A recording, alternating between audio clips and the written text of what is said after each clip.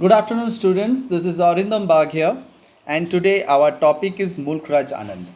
If you check your syllabus, you will find a particular story is prescribed in your syllabus, which is Two Lady Rams. So, we need to know about the author first, who is Mulk Raj Anand. So, let us start our presentation. As we can see, you can see the picture of Mulk Raj Anand on the right hand side of the slide of the opening slide. He was born on 12th December 1905 and he passed away on 28th September 2004. So basically, he was an Indian writer in English and he was notable for his depiction of the lives of the poorer castes in traditional Indian society. This is something which has been done by Mulk Raj Anand. He honestly represented the Indian society, especially the poorer caste, and in traditional Indian society has been presented through his novels or through his works.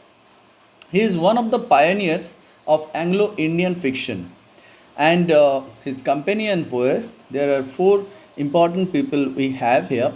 Apart from Mulk Raj Anand, Mulk Raj Anand is one of them. Then we have R.K. Narayan, Ahmad Ali, and Raja Rao.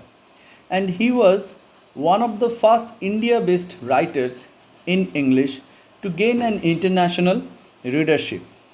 Anand is admired for his novels and short stories, which have acquired the status of classics of modern Indian English literature.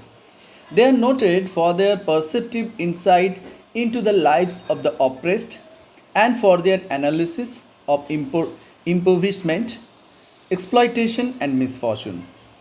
He became known for his protest novel Untouchable, which was published in the year 1935. Then we have another novel which is Coolie, which was published in the year 1936. Then we have Two Leaves and a Bird. It was published in the year 1937. He is also noted for being among the first writer to incorporate Punjabi and Hindustani idioms into English. And he was a recipient of the civilian honor of the Padma Bhushan. So, this is something which we can get from at a glance, but we need to know something about his early life and education. He was born in Peshawar, currently it is in Pakistan. Anand studied at Khalsa College, Amritsar. At his time, you can see from his date of birth, he was born in pre-independent India. At that time, Pakistan was also a part of India. So he was born in Peshawar and he studied at Khalsa College, Amritsar.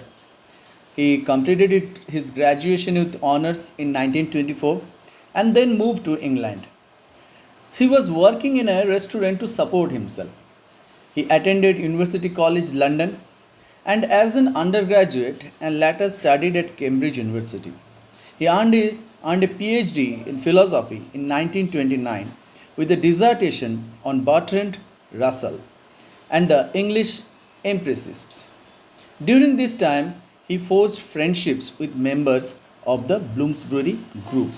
Now, who are these people? Bloomsbury Group.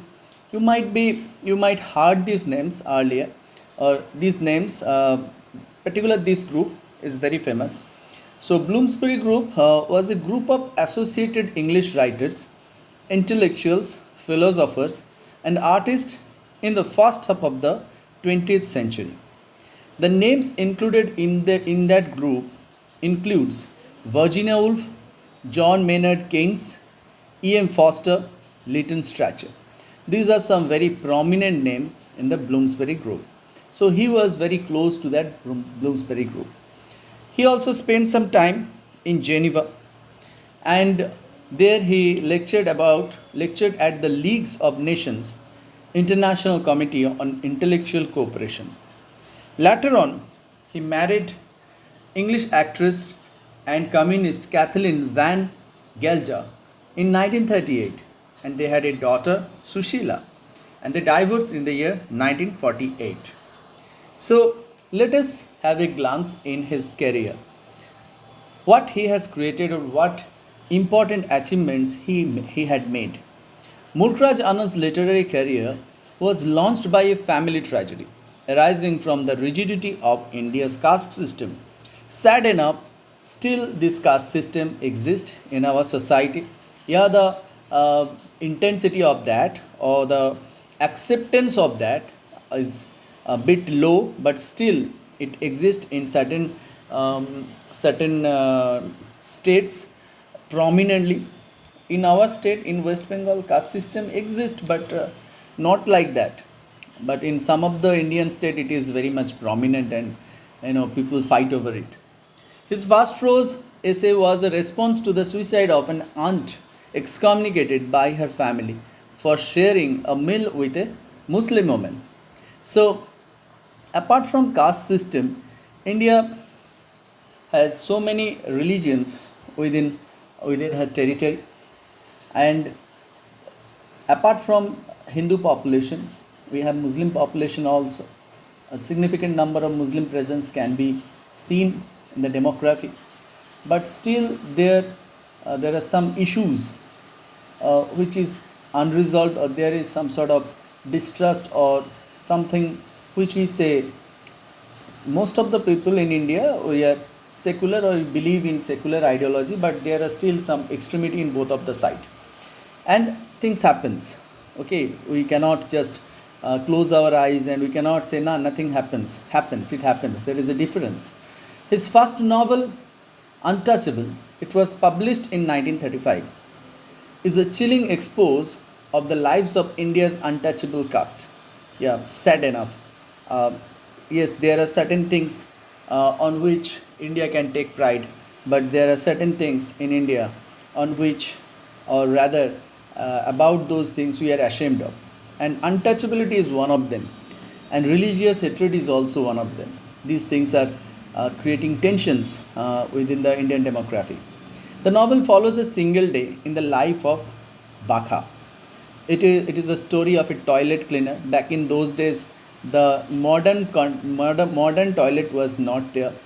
So, someone has to clean your toilet back in those days, earlier days. Now we have commode, we have our flush system, all the things are cleared by the water.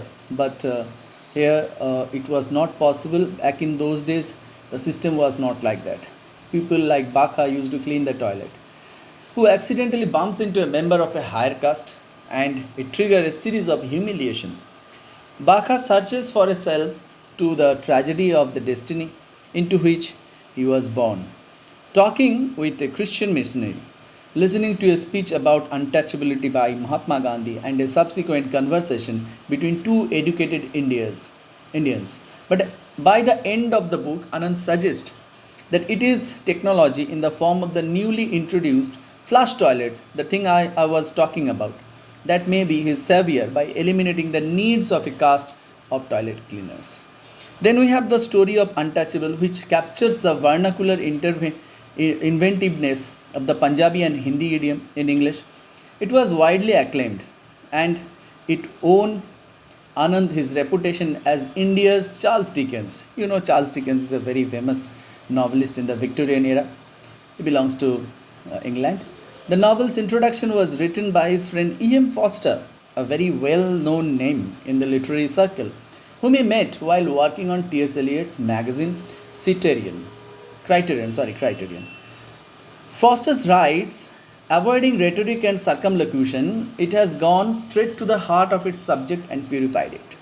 So, you need to understand that E.M. Foster, people like E.M. Foster, he was also a friend of Anand. So, both of them are legends in literature. So, dividing his time between London and India during the 1930s and 40s, Anand was active in the Indian independence movement. While he was in London, he wrote propaganda on behalf of the Indian cause alongside India's future defense minister, a very well known name, V.K. Krishna Menon, while trying to make a living as a novelist and journalist. At the same time, he supported left clauses and elsewhere around the globe, traveling to Spain to volunteer in the Spanish Civil War. But his role in the conflict was more journalistic than military. He spent World War II working as a scriptwriter for the BBC in London, where he became a friend of George Orwell, another big name in the history of English literature. Orwell's review of Anand's 1942 novel, The Sword and the Sickle, hints at the significance of its publication. Although Mr. Anand's novel would still be interesting on its own merits if it had been written by an Englishman. It is impossible to read it without remembering every few pages that it is also a cultural curiosity. The growth of an English language Indian literature is a strange phenomenon, and it will have its effects on the post-war world. He was also a friend of Picasso. See the names over here, all the gems of English literature and English art also, European art also, Picasso, and had paintings by Picasso in his personal collection. So that is something fascinating about Mulk Raj Anand. Now we have Anand returned to India in 1947 and continued his prodigious literary output here. His work includes poetry, essays on a wide range of subjects, and he wrote autobiographies also, novels and short stories also. The prominent among those novels were The Village, Across the Black Water, Sword and the Sickle, Coolie, The Private Life of an Indian Prince, and so on. So, he also founded a literary magazine, Marg, and taught in various universities. During the 1970s, he worked with the International Progress Organization, which is known as IPO, on the issue of cultural self-awareness among nations. His contribution to the conference of the IPO in Innsbruck, Austria in 1974 had a special influence on debates that later became known under the heading of Dialogue Among Civilization. Anand also delivered a series of lectures on eminent Indians. The names include Mahatma Gandhi, Jawaharlal Nehru, and Rabindranath Tagore, commemorating their achievements and significance and paying special attention to their distinct brand of humanism. His novel 1953 novel The Private Life of an Indian Prince is autobiographical in the manner of the rest of his subsequent work. In 1950, Anand embarked on a project to write a 7-part autobiography titled Seven Ages of Man. The very name you will find in another Shakespearean drama also particular. It is not named as Seven Ages of Man. Later on it has been described as Seven Ages of Man, and it was included in your syllabus also earlier, of which he was only able to complete 4 parts beginning in 1951, with 7 Summers followed by Morning Face, Confession of a Lover, and Bubble. Like much of his later work, it contains elements of his spiritual journey as he struggles to attain a higher degree of self-awareness.